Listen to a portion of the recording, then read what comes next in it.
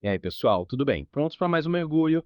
Hoje a gente vai se aventurar num clássico da autoajuda. Como evitar preocupações e começar a viver. É do Dale Carnegie. Ah, esse livro é um clássico mesmo, né? Atemporal. Ajuda a gente a lidar com a ansiedade, sabe? Encontrar um pouco mais de paz interior. A gente vai explorar as ideias principais, te ajudar a aplicar no dia a dia. Parece que não é com um monte de trecho. É. É pra gente discutir como lidar com a ansiedade. Isso aí! Vamos destrinchar tudo junto, ver o que faz mais sentido pra você. Boa. Uma coisa que me chamou a atenção logo de cara foi como Carnegie dá ênfase ao poder do pensamento positivo. Ele coloca a responsabilidade da nossa realidade nas nossas mãos, né? Tipo, se a gente tiver uma atitude mental positiva, a gente supera as preocupações. Você concorda? Total.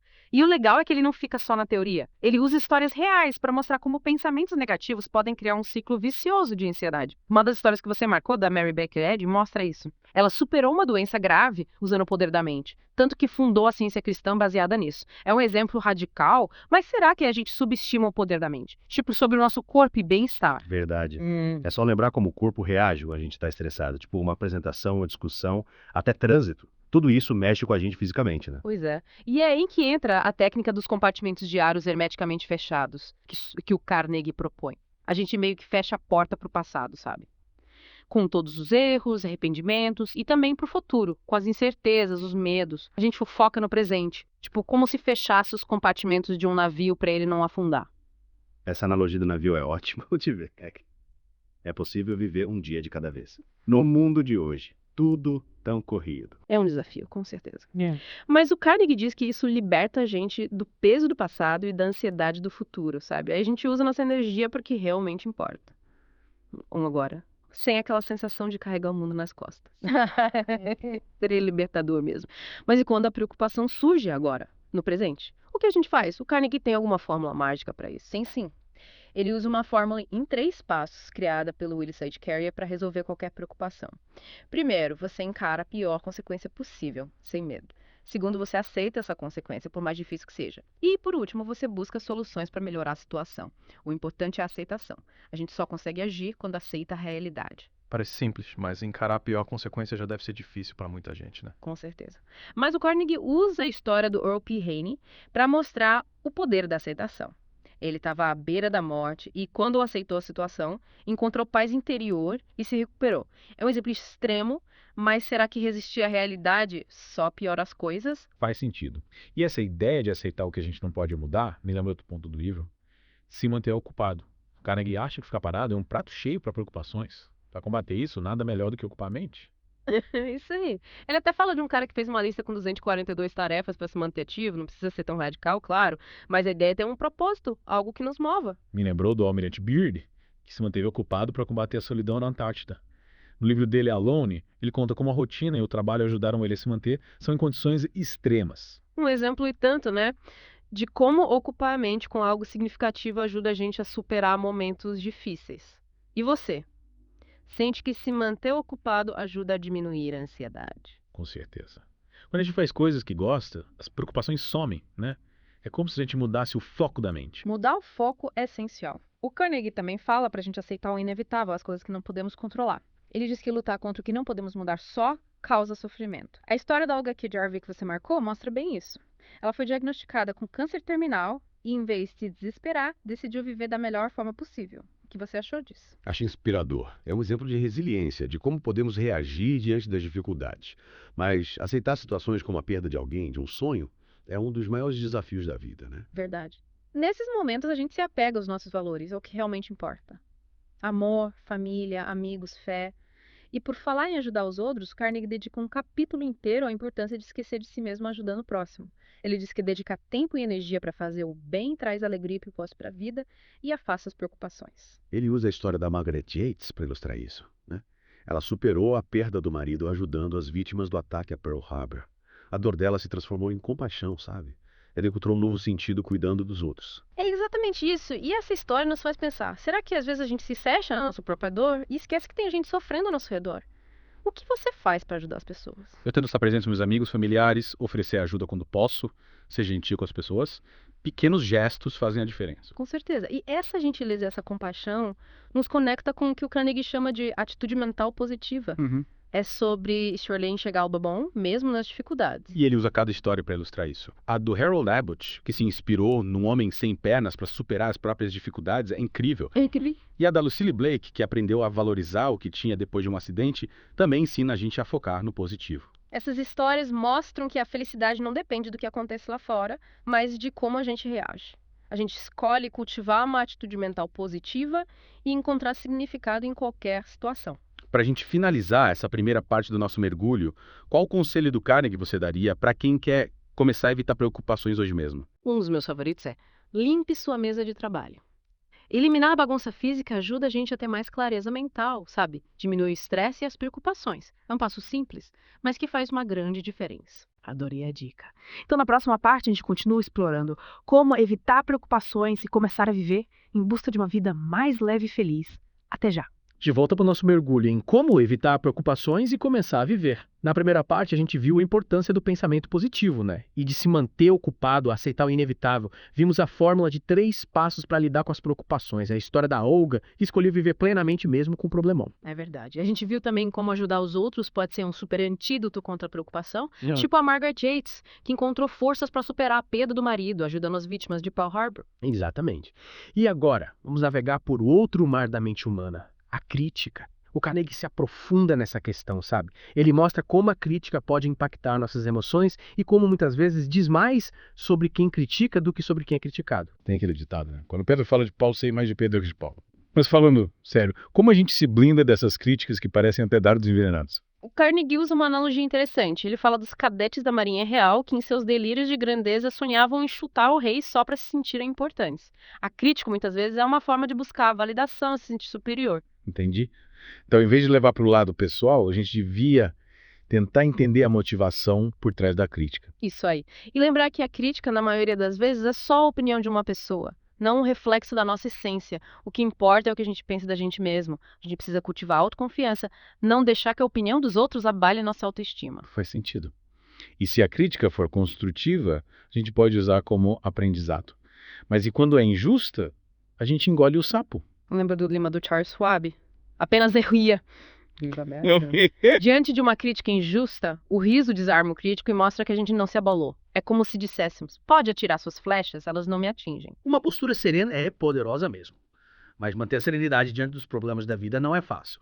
O Carnegie também fala da importância do descanso para evitar a fadiga mental, que é um terreno fértil para as preocupações. E ele não tá falando só de dormir 8 horas por noite. Ele fala de colocar o descanso na rotina, sabe? Cochilos, posições confortáveis, relaxar os músculos. Tipo o Thomas Edison, que tirava sonecas no laboratório. E o Sam Goldwyn, que fazia reuniões deitado numa espreguiçadeira. Exatamente. Esses caras eram gênios, mas sabiam a importância de recarregar as energias. Descansar não é fraqueza, é inteligência. A gente precisa reconhecer nossos limites, respeitar as necessidades do corpo e da mente. E essa ideia de reconhecer os limites me leva a outro ponto do Carnegie. Direcionar a energia para o que realmente importa, sem gastar tempo com coisas inúteis.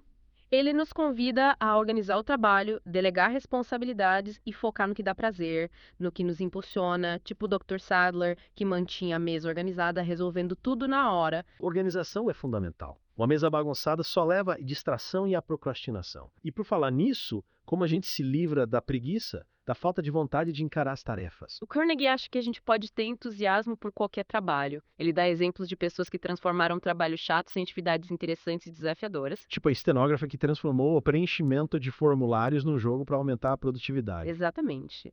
O entusiasmo não depende do trabalho, mas da nossa atitude. A gente pode escolher ver o lado bom de qualquer tarefa e encontrar maneiras de torná-la mais prazerosa. E quando a gente encontra prazer no que faz, a gente se dedica de corpo e alma. Que nem o Samuel Volklin, que começou como simples mecânico e virou o presidente da Baldwin Locomotive Works porque amava o que fazia. É a história do faz o que ama e não terá que trabalhar um dia na vida, né? Mas e quando o problema não é o trabalho, mas a falta de sono? A insônia também preocupa. Sem dúvida. E o Carnegie tem uma solução diferente para isso.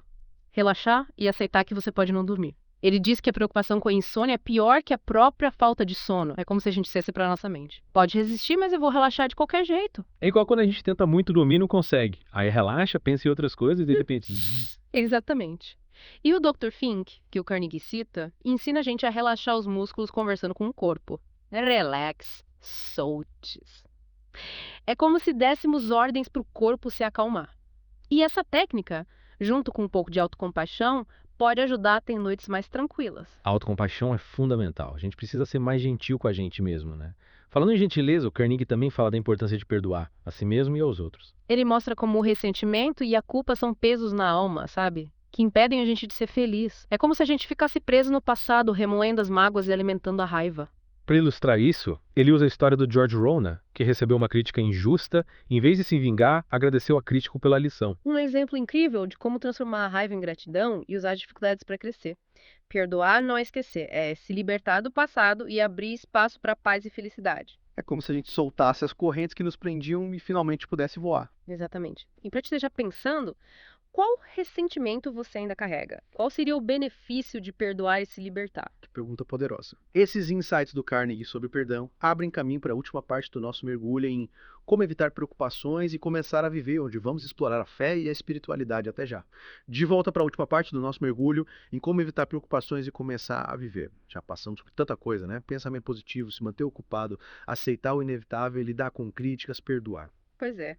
E agora a gente chega num dos temas mais, como posso dizer, profundos e inspiradores. O papel da fé e da espiritualidade para superar as preocupações. O Carnegie não está falando só de religião, sabe? Mas daquela força que a gente encontra quando se conecta com algo maior. E ele usa cada história emocionante, né? Tipo a do Henry Price, um fazendeiro que estava quase se matando por causa de dívidas, problemas de saúde, mas encontrou forças na fé para recomeçar. A história do Henry Price é realmente incrível. Mostra como a fé pode ser um alicerce nos momentos difíceis. E essa fé ela pode se manifestar de várias maneiras, né? Religião, conexão com a natureza, meditação. Acreditar em algo que vai além da gente. O importante é encontrar o que ressoa em cada um. E o Carnegie deixa isso bem claro, né? Ele não quer impor nenhuma crença. Ele incentiva a gente a buscar a nossa própria forma de conexão com o divino. Exato. Ele até conta a história da Mary Cushman, que tentou o suicídio e foi salva por uma intervenção divina, sabe? E aí ela redescobriu a fé. E daí pra frente encontrou forças para recomeçar a vida. Essa história me fez pensar em como a gente se sente sozinho quando tem problemas. Mas a fé, essa conexão com algo maior, pode trazer a sensação de que não estamos sozinhos. Com certeza. E essa conexão nos dá uma visão mais ampla da vida, né? A gente relativiza os problemas e encontra um sentido maior para nossa existência. Você já passou por alguma situação em que a fé te ajudou a superar algo difícil? Já sim. A fé sempre me deu força para seguir em frente, para acreditar que dias melhores virão. E esse livro me fez perceber que fé não é só acreditar, é agir também. É colocar em prática o que a gente acredita, transformar a fé em atitudes. Perfeito. Fé sem ação é semente que não nasce. E essa ação pode ser de várias formas. Oração, meditação, ajudar o próximo. O importante é encontrar o que nos conecta com a nossa espiritualidade e nos impulsiona. E o Carnegie fala bastante da oração, né? Ele coloca ela como uma ferramenta para acalmar a mente, encontrar paz interior e fortalecer a fé. Sim. Ele conta vários casos de pessoas que encontraram consolo e orientação na oração. Lembro da história do John Knox Anthony, um vendedor de livros que estava no fundo do poço e encontrou forças na oração para dar a volta por cima. É o inspirador ver como a oração pode ser um canal de comunicação, né? Uma forma de pedir ajuda, orientação e força. Exato. E a oração não precisa ser cheia de regras, sabe? O que vale é sinceridade, a conexão com a gente mesmo e a abertura para receber as respostas. No fim das contas, o que o Carnegie mostra é que a felicidade é uma escolha. Uma atitude que a gente pode cultivar com princípios como pensamento positivo, ação à fé e o amor ao próximo. Esses princípios, quando a gente coloca em prática, ajudam a lidar com as preocupações da vida e a trilhar um caminho mais leve, sereno e feliz. É isso aí. A vida é muito curta para a gente ficar se preocupando. Espero que esse mergulho em como evitar preocupações e começar a viver tenha te inspirado a buscar mais paz interior e a viver com mais alegria. E lembre-se, a paz interior está aí, pertinho. É só dar o primeiro passo. Até a próxima.